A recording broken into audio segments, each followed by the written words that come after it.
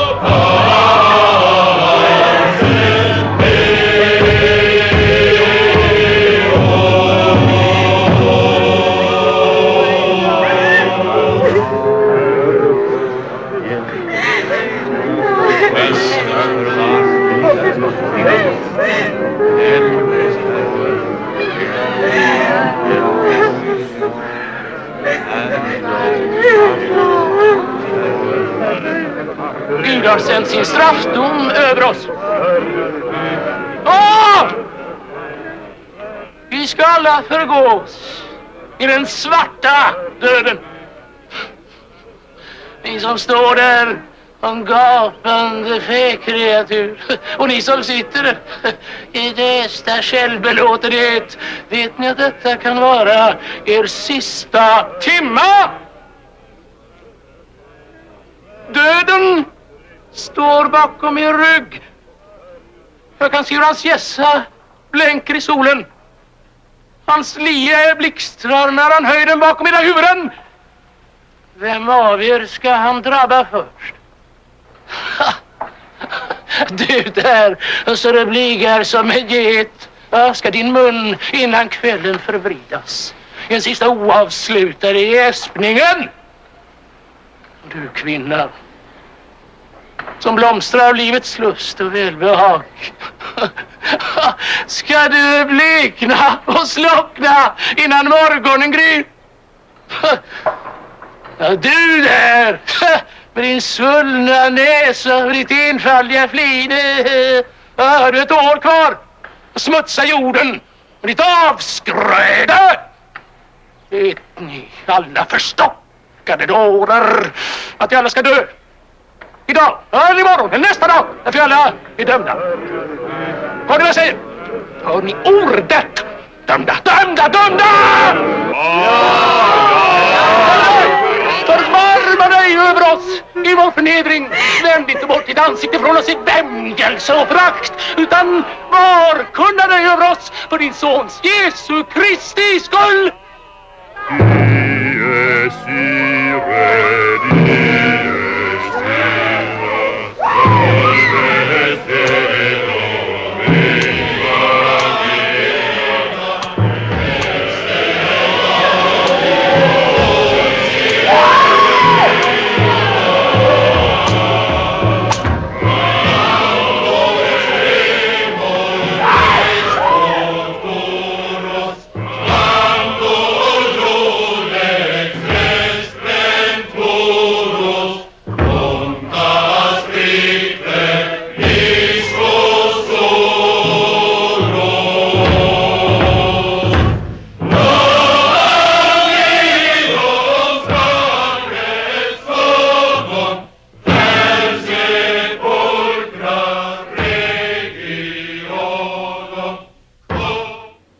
Eu vou deixar para quem quiser assistir o filme inteiro o link aqui nos comentários do vídeo.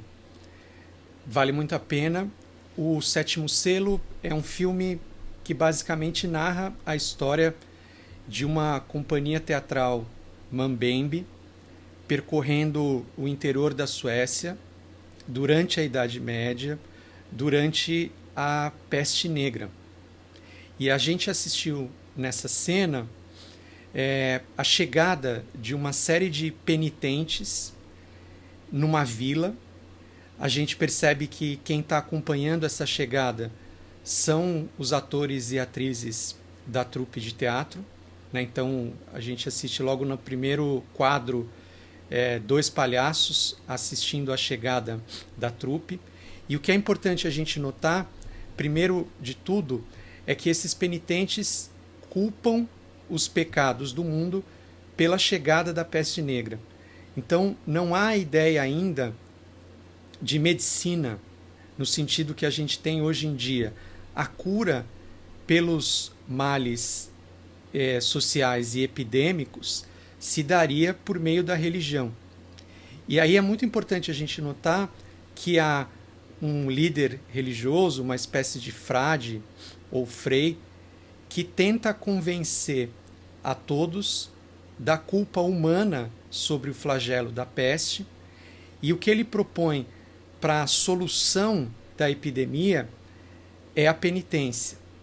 Mais do que isso, há uma conversa direta da liderança com a população.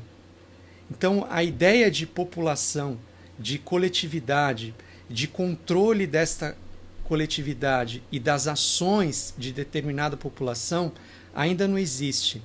Percebam que a comunicação se dá de sujeito para sujeito, né? Então, o frade percorre uma série de vilas, fazendo penitência, clamando os fiéis a se penitenciarem, mas ainda não há uma administração pública dos sujeitos, pública ou privada. Não há um controle do coletivo da população. As medidas são anunciadas quase que individualmente. Então, há um controle que a religião exerce sobre o sujeito. O Foucault chama esse controle de pastoral cristã. Então, a liderança se comporta em relação aos fiéis como o pastor se comporta em relação ao rebanho. Mas esse controle se dá por meio da relação quase direta, né? Há uma comunicação direta entre o frade e os seus fiéis, visando o controle desses, visando o fim da epidemia por meio do sacrifício, por meio da religião. Então a gente vai perceber que o que o Foucault chama de medicina social, nesse período da Idade Média, ainda não havia florescido. Isso é importante a gente notar. Então eu queria que agora a gente fosse para um outro trecho de um filme, também do Bergman, dessa vez um filme já do final dos anos 70, que se chama Gritos e Sussurros. O filme se passa no século XIX. E aí a gente vai começar a perceber uma mudança em relação à doença. A maneira como o sujeito se relaciona com a doença e as estratégias de enfrentamento da doença. Então vamos assistir novamente o trecho do filme e a gente conversa.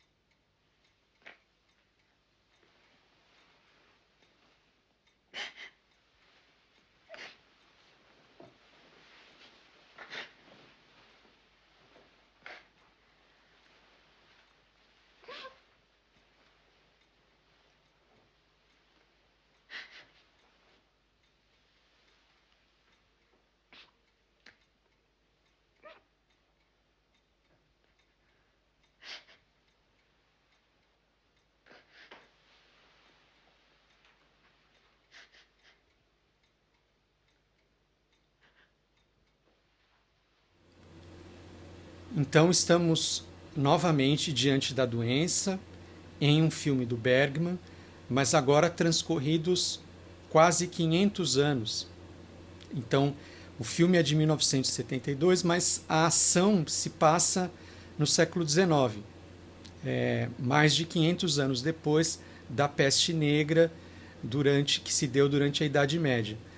Então, escrevam comentários aqui embaixo sobre o que vocês observam de diferenças entre um filme e outro, mas eu queria abordar alguns aspectos para a gente compreender melhor esse nascimento da medicina social, de que fala o Foucault, e o conceito de biopolítica. Então, observem que agora a doença não é mais tratada como uma espécie de castigo divino. O que a gente tem são sujeitos desamparados diante de uma doença que não tem mais qualquer espécie de sentido. Então, o filme trata de 4 mulheres que estão presas numa casa, porque uma delas, a mais velha, uma dessas irmãs, está com câncer. E a gente observou a cena da morte dessa doente por câncer. Então, primeiro, há uma ideia de cuidado individual da doença.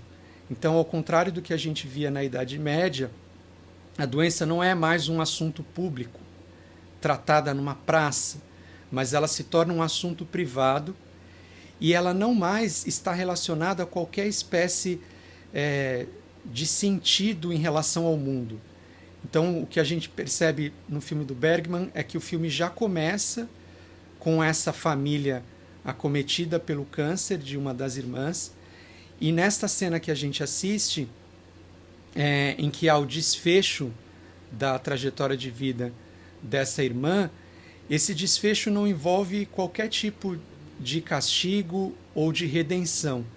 Simplesmente o câncer acontece, não há possibilidade de resistir a ele, então não há possibilidade de penitência, e o câncer não é mais tratado como a peste negra foi, num espaço social, mas ele é tratado de maneira individual.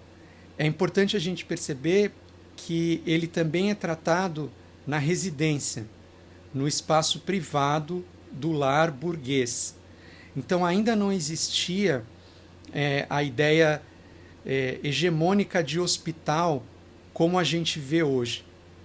Então eu queria mostrar mais um trechinho de um outro filme para que a gente compreendesse um pouco melhor o que significou o nascimento do hospital para a biopolítica. Pela sua própria filha? Eu nunca faço isso, só essa vez. Ai, mãe, por favor, mãe, eu tô pedindo. Doutora Kim? Mãe, por favor, vá pra lá quando ela acordar, ok? Sim? Ele está na sala isolada A. Veio com febre desconhecida? Que antibiótico você usou? A pressão sanguínea está instável, mesmo com uma dose de dopamina que demos pra ele.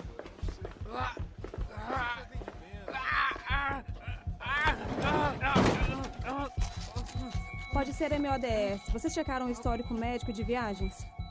Ainda não. Eu faço isso, doutora. Tem influenza por aí. Administre o Tamiflu também. Ok. São as coisas dele? São sim. Doutor Yang? Doutora Kim, qual o status? Isso veio do celular do paciente. O container virou câmara de cultura do vírus. Pelos sintomas dele, acho que não podemos descartar a gripe aviária. Está dizendo que pode ser o primeiro caso de gripe aviária da Coreia? Vocês acabaram de ver um trecho de um filme que ficou bem conhecido nesse momento de quarentena. Ele foi exibido com muito sucesso na Netflix. É um filme sul-coreano que se chama Flu. A tradução aqui para o Brasil foi A Gripe.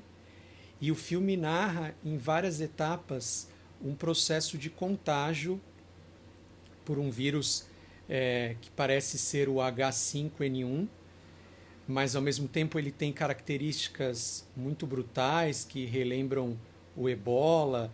Enfim, tem uma criação de uma epidemia, uma espécie de superepidemia que agrega várias características de doenças diferentes que a humanidade passou até hoje. E o filme narra as peripécias desse contágio. E ele é interessante por conta disso, porque ele é um filme que o grande personagem é a própria cidade de Seul e as adjacências, é o próprio país da Coreia do Sul, passando por essas etapas de contágio. Essa cena que a gente acabou de ver se passa num hospital, e eu acho importante a gente perceber que quem está sendo atendido aí no hospital é o primeiro caso dessa doença, que é um imigrante vindo da China. Ele veio com outros imigrantes num container e a doença é identificada neste imigrante e depois nesse container, onde se descobre uma série de corpos mortos desses imigrantes.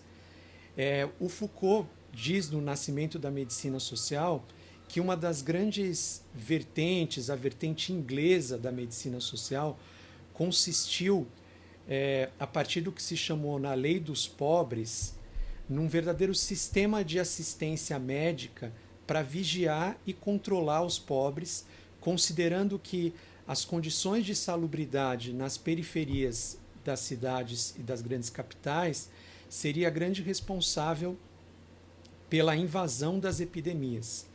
Então, o espaço do hospital passa a ser voltado para abrigar e controlar os mais pobres. Os pobres são vistos como ameaças, como vírus, como possíveis invasores. E o que a gente percebe na cena do filme é que esse contágio se inicia com os imigrantes em situação de pobreza, que são rapidamente capturados, fiscalizados, estudados no espaço do hospital, para que a partir daí as políticas de isolamento e de imunização sejam empregadas, que é o que a gente vai ver nas cenas seguintes que narram a expansão do contágio.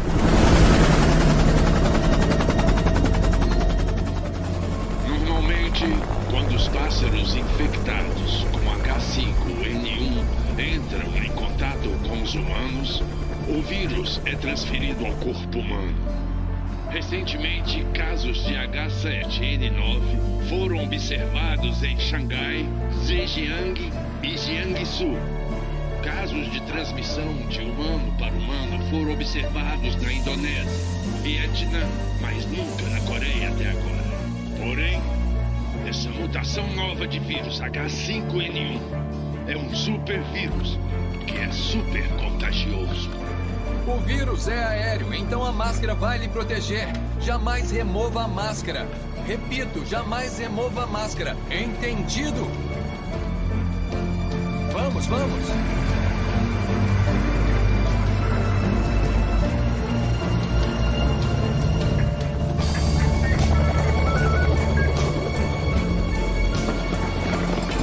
Estou aqui, totalmente responsável por não proteger as vidas da nossa população. Meus sinceros pêsames às famílias que perderam pessoas queridas. Presidente da República. Farei tudo ao meu poder para erradicar a epidemia que está ameaçando Bundang. Minha prioridade número 1 é garantir a segurança de todos. Aos cidadãos de Bundang. Por favor, esperem um pouco mais.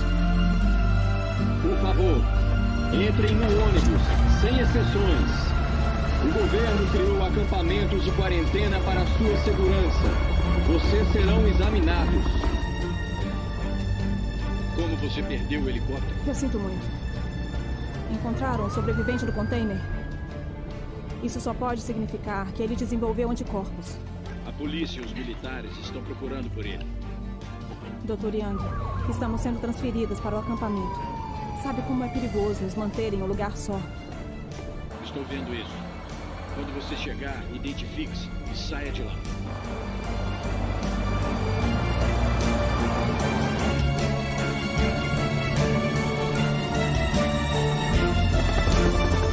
Por favor, tenham a sua identidade em mãos. Informe sobre qualquer pessoa com feridas na pele ou outros sintomas. Eles estão usando helicópteros por causa de uma gripe? Ah, você tá de brincadeira comigo. Eles estão fazendo um show dos grandes, hein? Que estardalhaço. Todos em Bundang, neste momento, são considerados potencialmente infectados e serão segregados no acampamento. Inicialmente, vamos identificar as pessoas infectadas por um exame visual.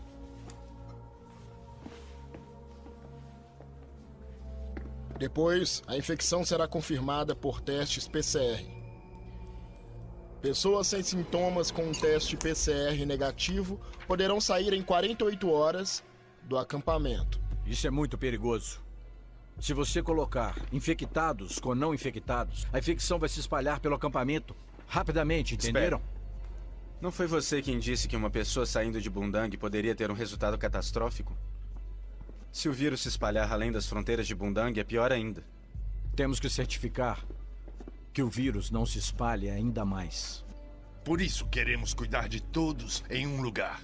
Você disse que nem todos são suscetíveis ao vírus. Há uma chance de 50% de infecção. Então 50% está bom, mesmo que os coloquemos todos juntos. 50% da população de Bundang são 200 mil pessoas. E 50% da Coreia?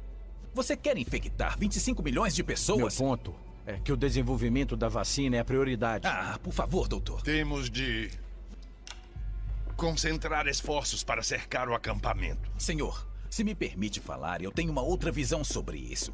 Em outras crises de bloqueio em outros países, no ano passado, os jovens espalharam rumores altamente maléficos através de telefones e mídias sociais. Essa é uma boa ideia. Vamos desligar as torres de celulares de Bundang e cortar a internet. Sem cortar a internet nem desligar as torres. Os métodos de bloqueio devem ser simples. Esperem. Não era sobre isso que eu estava falando. Não podemos prendê-los como prisioneiros. Eu não posso concordar com isso. E quem disse que estamos aqui para a sua aprovação? O telefone não tá funcionando. Oi? Alô? Vocês serão segregados por sexo.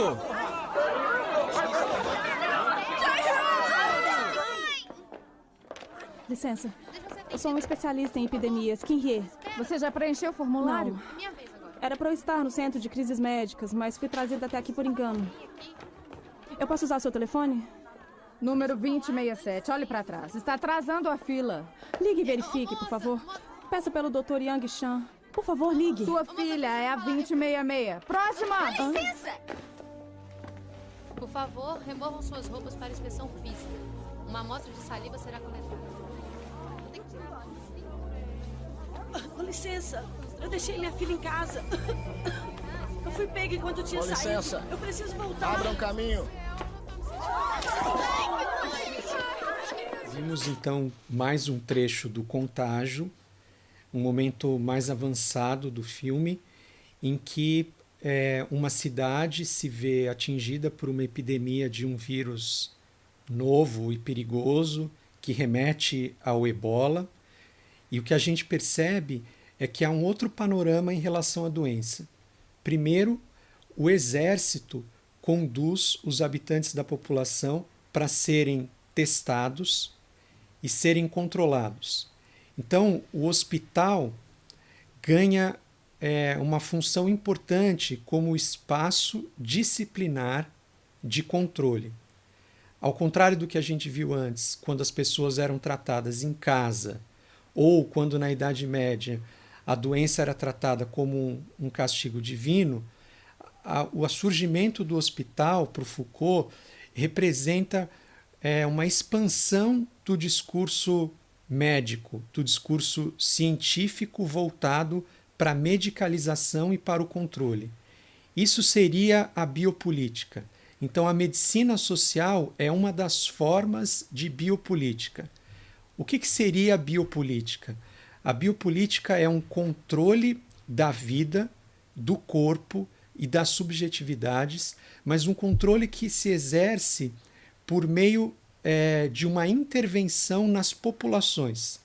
Então, eu coloquei aqui um trechinho da Arqueologia do Saber, que é um outro trecho, um outro texto do Foucault, mas que eu acho que pode ser bem importante para a gente entender o que seria a biopolítica. Então o Foucault fala nesse trecho da medicina, ou do que seria essa medicina social, essa medicina que tem por objetivo o controle não mais do indivíduo, mas da população. Então vejam só, a medicina abriu novos campos de demarcação dos objetos médicos, tais como são constituídos pela massa da população administrativamente enquadrada e fiscalizada. Ou seja, a medicina social não está preocupada com a saúde do indivíduo, não está preocupada com o câncer daquela personagem do Bergman, que aparece no filme, mas ela está preocupada com a massa da população que deve ser administrativamente enquadrada e fiscalizada, avaliada segundo certas normas de vida e saúde, analisada segundo formas de registro documental e estatístico. Então, a partir do liberalismo, do final do século XIX, desde o início do século XVIII já haveria para o Foucault uma tendência, mas isso se acentua no final do século XIX e durante todo o século XX. A medicina passa a ser organizada a partir do controle dos corpos pensados como massa e como população. O hospital passa a ser, por excelência, o espaço desse controle. Então vejam aqui, não se trata, portanto, de mostrar como a prática política de uma dada sociedade constituiu ou modificou os conceitos médicos e a estrutura teórica da patologia.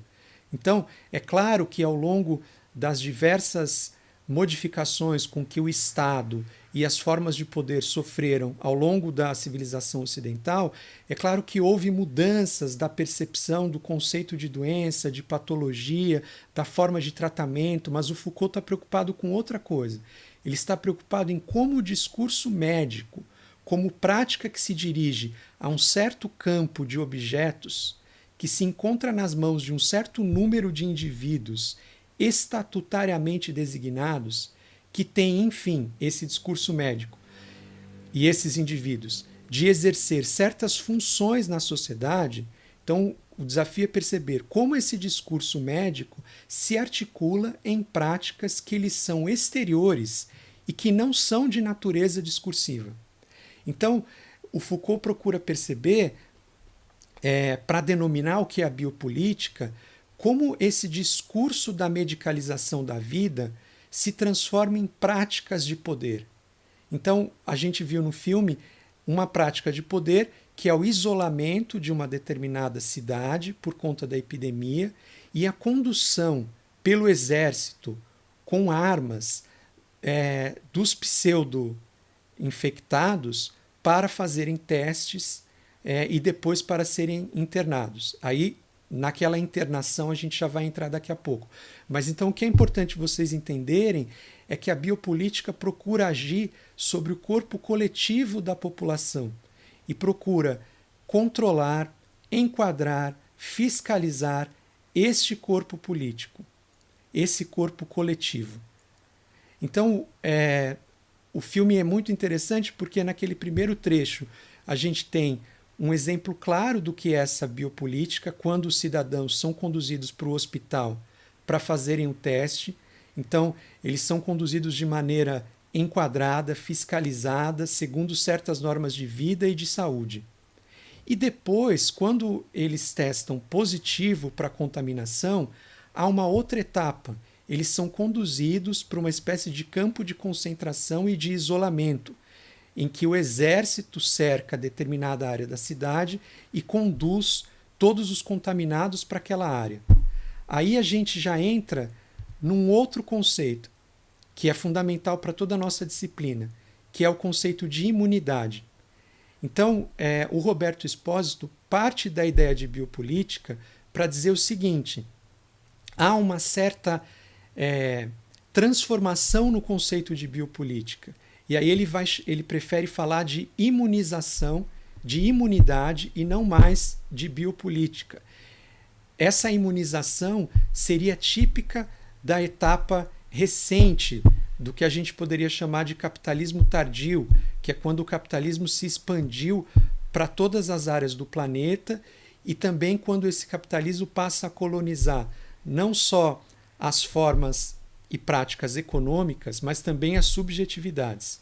Então vejam o que o Expósito chama de imunidade. A imunização alude a uma situação particular que põe alguém a salvo dos riscos aos quais está exposta toda a comunidade. Então a gente viu no filme qual era o risco que a comunidade estava exposta, a epidemia. E qual foi a maneira encontrada de colocar a comunidade a salvo, isolando os doentes numa espécie de campo de concentração de segurança máxima. Já aqui se delineia aquela oposição fundamental entre comunidade e imunidade, da qual nasce a minha reflexão recente. Então, essa oposição é fundamental para todo o pensamento do Expósito. A imunidade é uma espécie de contradição ou de diferença da comunidade. Então, enquanto a comunidade se basearia nos princípios da alteridade, da diversidade e do espaço e da convivência comum, a imunidade se baseia na segregação. Então, vejam, esse dispositivo imunitário, essa exigência de isenção e proteção, originariamente atinente ao âmbito médico e jurídico, então algo que começou como um conceito médico, epidemiológico, ligado ao tratamento das doenças, foi progressivamente se estendendo a todos os setores e linguagens da nossa vida, até se tornar o ponto de coágulo real e simbólico da experiência contemporânea. É interessante que o Expósito usa a metáfora de coágulo, que é uma metáfora biológica. Então é como se o controle do corpo, do que há de menor no corpo, dos seus coágulos, se expandisse real e simbolicamente para toda a experiência social contemporânea. Em suma, de qualquer ângulo que se observe o que está acontecendo hoje no mundo, do corpo individual ao corpo social, do corpo tecnológico, vejam os vírus, como as grandes empresas hoje investem fortunas para tentar proteger a sua tecnologia dos vírus digitais. Então, do corpo tecnológico ao corpo político, a questão da imunidade se instala no cruzamento de todos os percursos. O que conta é impedir, prevenir, combater com todos os meios a difusão do contágio onde quer que ele possa ocorrer. Então, para o Expósito, procedimentos de imunização foram utilizados em vários momentos da história ocidental, desde a Idade Média. Então, os doentes e loucos eram isolados durante a Idade Média, foram isolados durante o século XVIII, durante o século XIX, mas o que caracterizaria o momento contemporâneo é que essa experiência de imunidade se estende a todas as práticas sociais. Então, aquilo que para o Foucault era um controle, uma estratificação da vida, uma forma de controlar as populações, estende-se e ganha uma feição para o Expósito de segregação e de imunização. Então é como se agora a biopolítica fosse voltada para uma proteção de todas as espécies de contágio. Então, o contágio do imigrante, o contágio do negro que é tratado como bandido, o contágio do cidadão periférico, o contágio das doenças, o contágio da Covid-19, o contágio dos vírus. Então, a gente teria, no percurso da civilização ocidental, durante a ascensão do capitalismo, o nascimento da medicina social. Então, a medicina passa a ser tratada não mais como ciência, mas como forma de biopoder e de biopolítica, e uma radicalização dessa biopolítica teria gerado, agora para o Expósito, a partir do Foucault, esse conceito de controle por meio da imunidade, por meio de procedimentos de imunização. Chegamos ao final desse nosso primeiro vídeo sobre o segundo tema. Deixem os comentários, vamos discutir no fórum, no glossário, os conceitos de imunização e de biopolítica. O que é importante para nós é tentar compreender nesse tema 2 o que são esses conceitos para o Foucault e para o Expósito que tratam de uma realidade europeia, para que ao longo da disciplina a gente procure entender o teatro brasileiro e a história do Brasil a partir desses dois conceitos. Então, como as ideias de biopolítica e de imunização são expressas nas formas e nos conteúdos teatrais das diversas manifestações performáticas que a gente vai estudar durante o semestre. Esse vai ser o nosso desafio, por isso que é tão importante a gente compreender bem esses dois conceitos. Um abraço a todos e todas. A gente se vê amanhã na live e nos falamos pelo fórum, por WhatsApp, enfim, pelos comentários aqui embaixo no vídeo. Tchau.